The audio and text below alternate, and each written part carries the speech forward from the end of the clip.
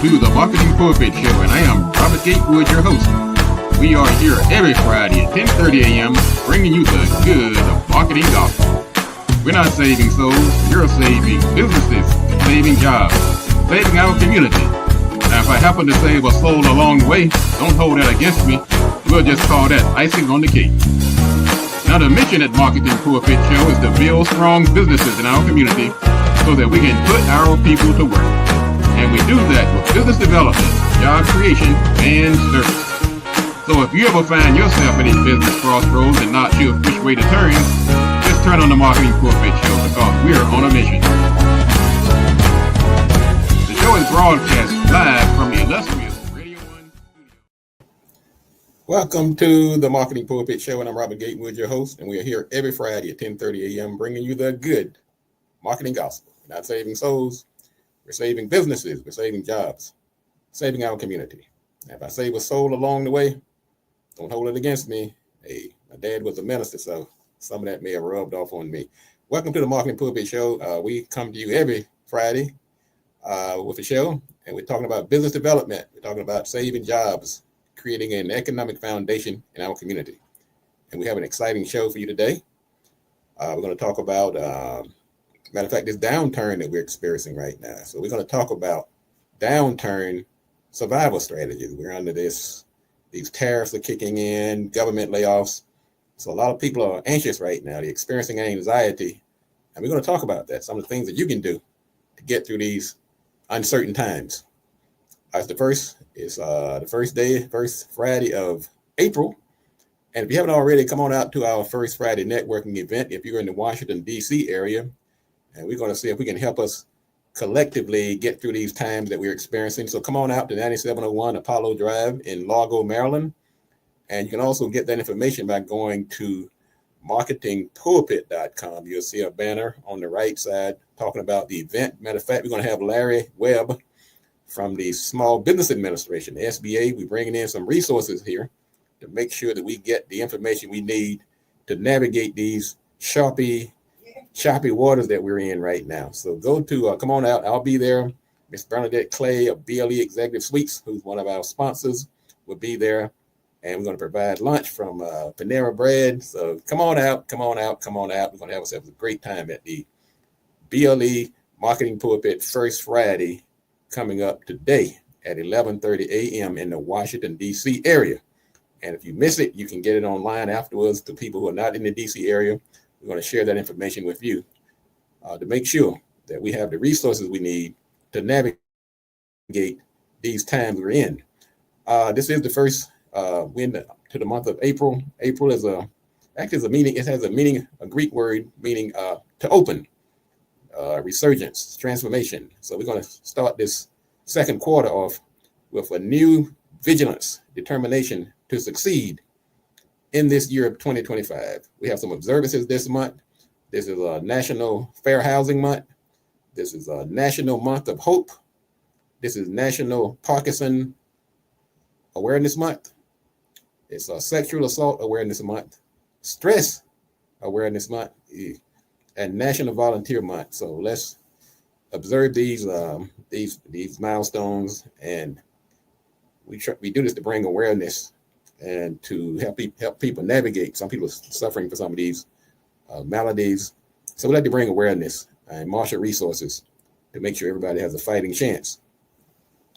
We're going to talk about, as we stated, we're going to talk about some items in the news. And also later in the show, we're going to talk about navigating these treacherous times. Downturn.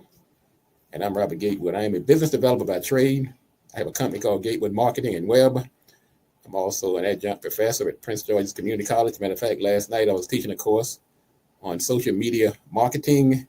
And the week before that, I was teaching content marketing on this digital marketing program that I myself and Dr.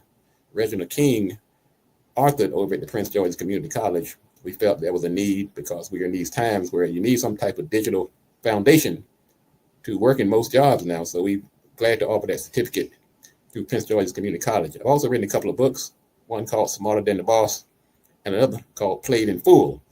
So this is my calling. What I'm doing right now is my calling. This is my raison d'etre, my reason for being. And I'm just glad to be here to share this space with you on this first Friday in the month of April. Let's talk about a couple of items in the news. I'm going to start off the news by talking about something that everybody's been talking about lately. And that's this video that's floating around the internet. Marvin Sapp.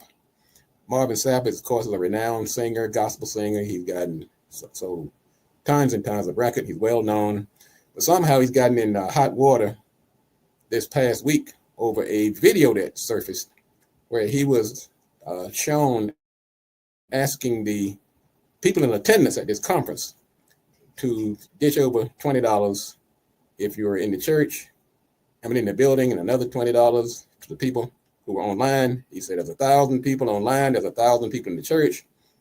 Each one of you give $20, that's going to raise $40,000. Well, that in itself is not terrible, but the way he did it has raised a lot of ire. And there's a lot of memes out here.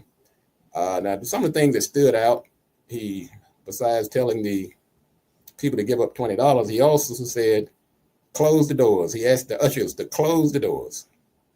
And that's where things got a little dicey. And that's the problem with a lot of area that's an area where a lot of people had problems.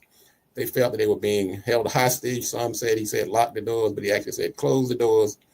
And then he turned to the dignitaries behind him and said, look, you guys need to pay $100. You can't just get off the hook with $20. And he told the parishioners, those in attendance, I want you to come in front of the dais so I can see you put the $20 in the plate. He said, we're going to leave here together. He said this after he said, close the doors. And some people really had a problem with that. He said, you're only going to a restaurant anyway. So this is, of course, called the tremendous backlash online. And I just want to add my take to it. I don't really know Marvin Sapp personally. I have listened to his music, never would have made it one of his top selling hits. But I do have a bit of advice to the brother.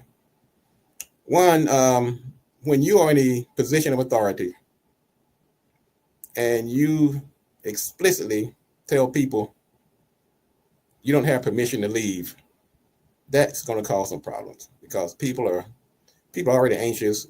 Some people in an environment they're not familiar with. So you look to the authority figure for guidance.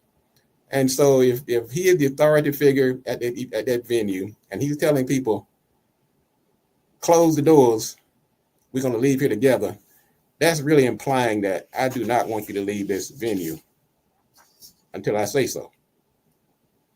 And also it created a pressurized environment that shamed people who did not give and people who did not follow the behest of this powerful leader. That's problematic. And my third issue is that many people go to these type of events. They're seeking salvation. They're seeking hope. Many are down on their luck. And they're just looking for something that they can hang on to say, everything is going to be all right. And as pithy as $20 may seem to some of us, I remember a time in my life where $20 meant a lot. When you only have $30, $40, $50, $100 in the bank, $20 can seem like a lot. So even though many people who are rolling in those, it's only $20, didn't the Lord say, bless the cheerful giver? And if you're being coerced or strong-armed, or some people call it the shakedown, is that in the spirit that was intended? I say no. So I'm just going to say this, give my advice to Brother Sapp. Take the L, take the loss. Just admit it. This was not the way to do it. Say you were sorry, apologize, and move on. Because the longer you double down on this, the longer it's going to drag out. And we don't need this. We have more important things to deal with right now, like some of these tariffs and other issues that are confronting us as a country right now. That's my take on that story. Let's see what else we're talking about in the news today. Tariffs. Matter of fact, just found out this morning that China has just levied a will impose a 34% tariff on all U.S. imports starting on April 10th. That's next week. And that sent the stocks tumbling once again. They're already, I'm sitting here crying, watching my stock portfolio just really dry up in front of my eyes. And to the people who have their 401ks and their retirement accounts locked into the stock market, this is not a pretty picture. So China is actually retaliating and responding to some sweeping tariff that Trump imposed a couple of days ago, which included a 34% tax on all Chinese goods. And he also put a 20% tax on all the goods out of the European Union. And he had a little chart out there on the lawn of the White House. It's all like he's giving a class. But let me just quickly give you a quick overview on how tariffs work. So in a nutshell, a company, when you have a tariff, a company pays a tariff to bring their product into the United States. So let's just say if it costs you $20,000 to produce a car, you're going to sell that car in the United States, then if there's a 25% tariff, that 25% is going to equal adding $5,000 to the cost of that car. Now, if you're buying that car, if you're a dealership, you're buying that car, now you have a cost of goods of $25,000 versus $20,000. And so the car dealership or the seller has the option of selling it, absorbing the $5,000. I mean, good luck on that. Or they're going to pass it on to the consumer. And in many cases, that's exactly what happens. So the motivation behind the tariffs, of course, is to get companies to build their products in the United States so that they don't have to incur the tariff. I mean, in a simple world, that makes sense. But nothing is as simple as it seems. First of all, it does not take into consideration the concept of called competitive advantage. So you tell a company to come to the United States to produce their goods, they may have had a competitive advantage from where they were shipping the goods initially. Let's say it was in Asia or somewhere, or in Pakistan or India. And that allowed them to make that product for $20,000. They may not have that same ability in the United States due to things like labor costs, regulations, environmental factors, and so forth. So when they move that plant to the United States, by the time they take into consideration the increased cost of labor and other factors, the cost of that car might be back up to $25,000 anyway. And that's going to be passed on to the consumer, whether you have a tariff or not. And that's what causes inflation. So where does that money go? Well, generally, when you do a tariff, the money goes to the government. So the company that buys the products collects the money, then it's taxed, and it goes back to the United States government. And that's how tariffs work in a nutshell. And so it's simplistic. That's an understatement to think that you can just go out and raise all this money just by imposing tariffs nilly-willy on all these countries over the world, because they have the power, and many will reciprocate. And this is going to start a trade war, which never works to anybody's favor. So I say buckle down, and that's going to bring us to our topic for today, which is, what do you do in a downturn?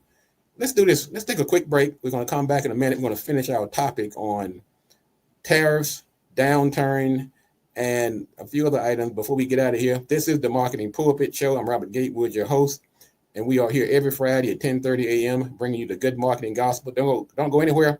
We'll be back in a moment.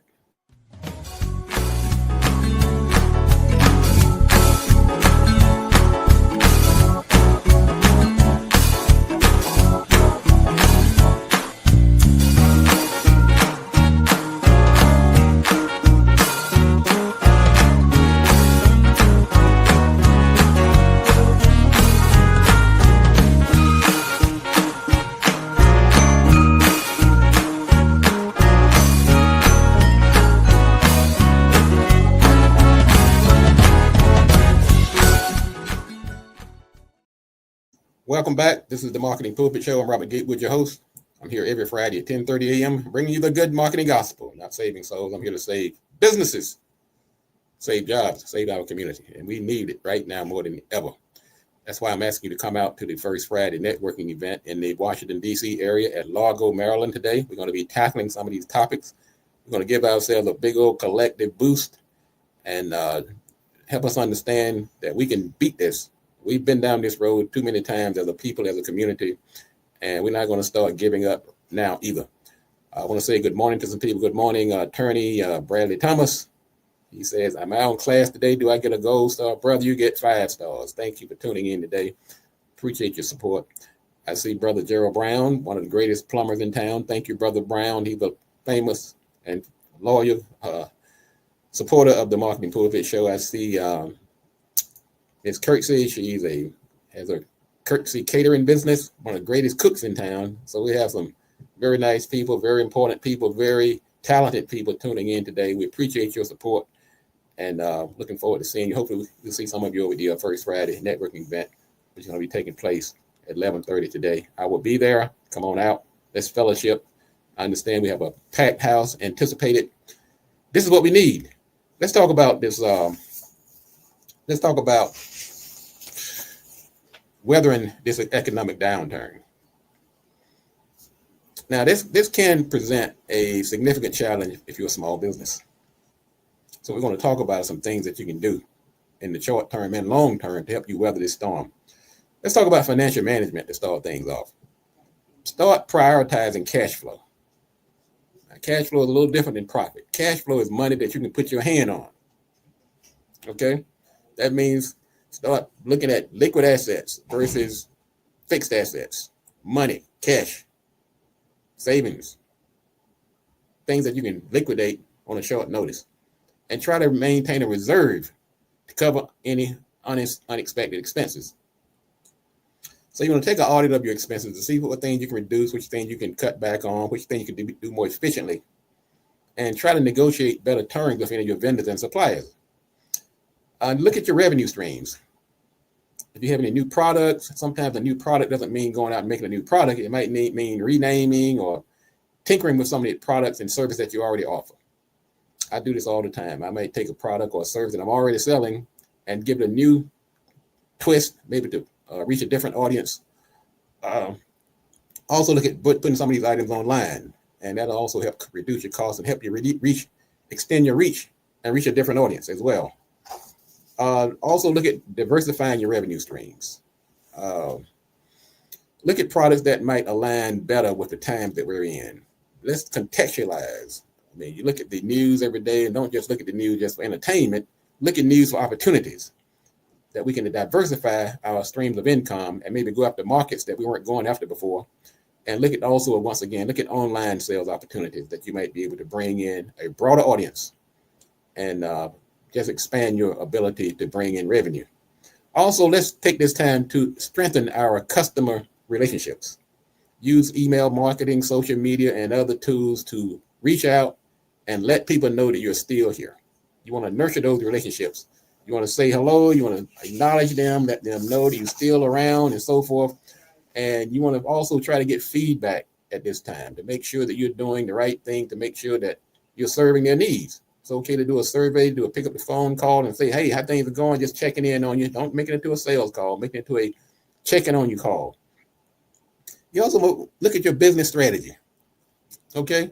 Look at, maybe do a SWOT analysis at this time, a strength, weakness, opportunities, and threats. Make sure you're covering your flanks, and make sure you're not assuming things are going to be the same just because they were.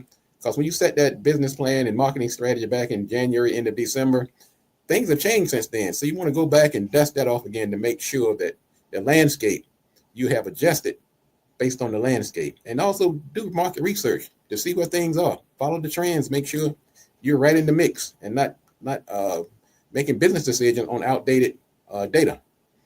Also, look at your own online presence.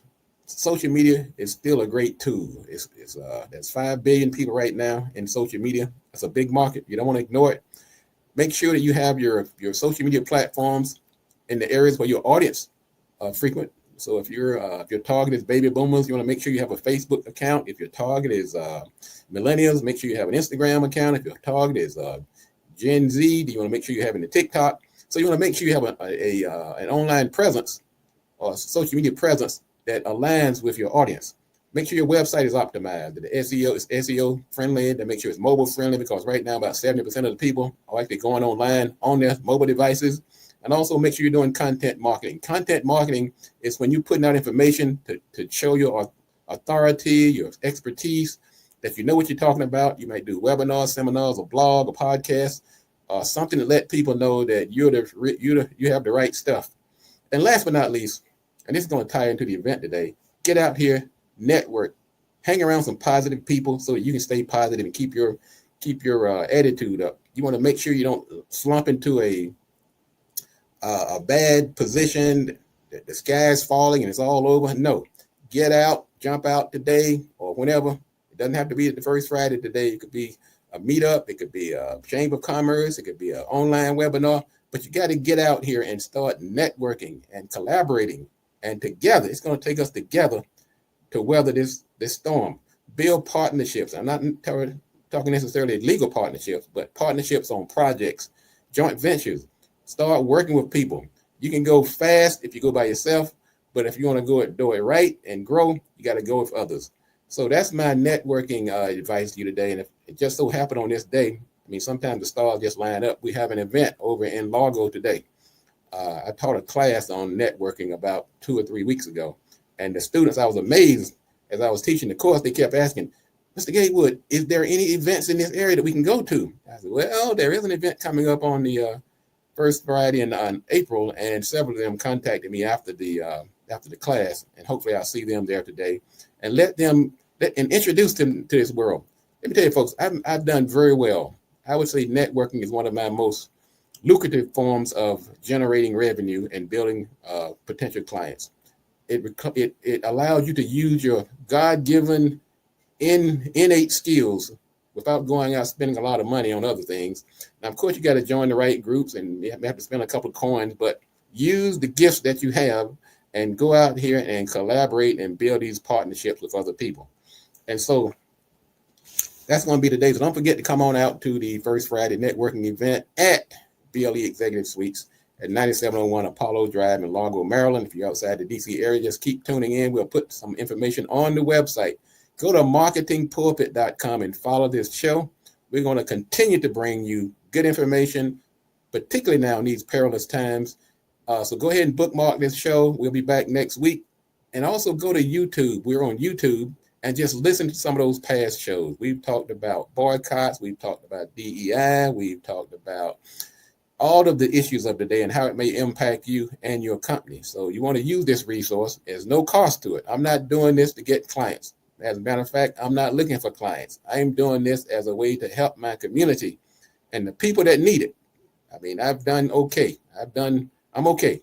But right now it's time. It's not about me. It's about helping people. It's about collaborating to help us overcome some of these challenges that we're facing as a community. So go to marketingpulpit.com. You can also find me on LinkedIn. You can also find me on Facebook.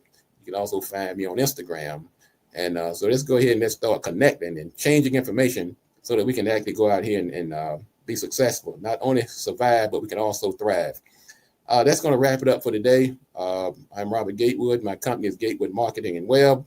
And I'm just going to say, yes, these are times we're seeing some times now we haven't seen in a while, but we've been here as a community. Some of us have seen this more than others. I mean, I'm a little long in the tooth, so I've seen it probably more than some of you others. But we will get through this, but we have to do it together. You're not going to get through this by yourself. I mean, you might, but it's going to be a lot harder. That's going to wrap it up for today. I'll see you next week at the same time here on the Marketing Pulpit Show. I'm Robert Gatewood, your host. And as always, I would like to end the show. If you want to be successful, you have to do these 3 things. Do the right thing, do it at the right time, and you have to do it right. Enough talk.